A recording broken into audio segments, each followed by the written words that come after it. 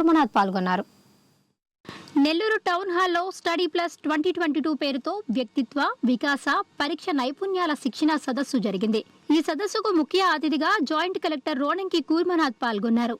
ఈ సందర్భంగా ప్రముఖ సైకాలజీ నిపుణులు డొమినిక్ రెడ్డి రచించిన పుస్తకాలను ఆవిష్కరించారు. ఈ సదస్సులో పలువురు ప్రముఖులు విద్యార్థులకు ఉపయోగపడే పలు అంశాలను వివరించారు. ప్రతి విద్యార్థికి లైబ్రరీ, ఆడుకునే ప్లే గ్రౌండ్ అవసరమని జేసీ కూర్మనాథ్ తెలిపారు. ప్రతి తల్లిదండ్రులు విద్యార్థులకు అవసరమైన సమయాన్ని కేటాయించాలన్నారు. ప్రస్తుత పరిస్థితుల్లో ఒత్తిడి తీవ్రంగా వేధిస్తోందన్నారు. ప్రతి విద్యార్థి ఒత్తిడి నుంచి బయటకు వచ్చి తన లక్ష్యాన్ని సాధించాలన్నారు. టీచింగ్ కాన్సెప్ట్ లో ఉంది లెర్నింగ్ బై డూయింగ్. మీరు ఏదైనా నేర్చుకుంటే మీరు ఒక్కటి గుర్తుంచుకోండి, మీరు స్టోరీ వినడానికన్నా ఒక పిక్చర్ చూస్తే మీకు అది అలా గుర్తుండిపోతుంది. ఒక సినిమా చూసి మీకు నెక్స్ట్ ఇయర్ అడిగినా కూడాను అందులో హీరో ఎవరు, హీరోయిన్ ఎవరు, ఏం జరిగింది, క్లైమాక్స్ ఏంటి అన్నీ మనం చెప్పగలం. కారణం ఏంటంటే మనం చూస్తాం కాబట్టి.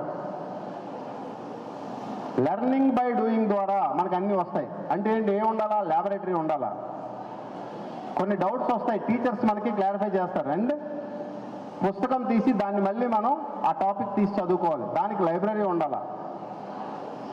ఎక్కువ స్ట్రెస్ ఫీల్ అవుతున్నాం అనుకోండి, కంటిన్యూస్గా ఒక 4 hours 5 hours చదివిన తర్వాత మనకి ఇంటర్వెల్ ఇస్తారు, బ్రేక్ ఇస్తారు.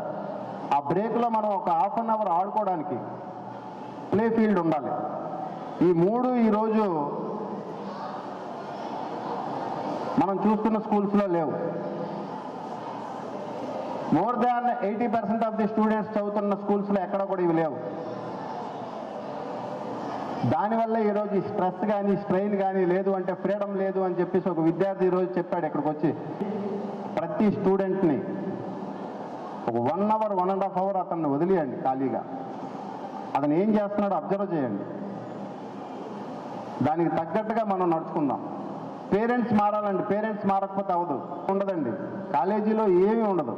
నేను మీకే ముందే చెప్పాను, నేను మనం మంచిగా ఆ 4 hours 5 hours చదువుకొని మనకు వచ్చిన డౌట్స్ మనకి ఎవరైతే అందుబాటులో ఉంటారో టీచర్ దగ్గర క్లారిఫై చేసుకొని ముందుకెళ్తే 100% మనం సెటిల్ అవుతాం జీవితంలో, వితౌట్ స్ట్రెస్, వితౌట్ స్ట్రెయిన్.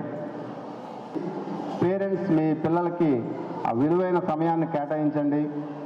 అలాగే స్టూడెంట్స్ మీరు కూడా స్ట్రెస్ కానీ స్ట్రెయిన్ కానీ ఫీల్ అవ్వకుండా ఏదైతే మీరు అనుకుంటున్నారో from the day 1 or beginning, ఆ ఇంటర్మీడియట్ ఫస్ట్ ఇయర్ నుండో లేదంటే 10th క్లాస్ నుండో 8th క్లాస్ నుండో మీరు అది స్టార్ట్ చేసి డైలీ ఒక 1 hour ఏదో ఒక ఫిజికల్ యాక్టివిటీ కేటాయించి ఆ స్ట్రెస్ నుండి బయటకు వస్తారని చెప్పేసి, అలాగే మీరు చాలా చాలా మంచి స్థానాల్లో సెటిల్ అవుతారని చెప్పేసి భగవంతుని కోరుకుంటూ, కోవిడ్ లాంటి పాండమిక్ పరిస్థితుల్లో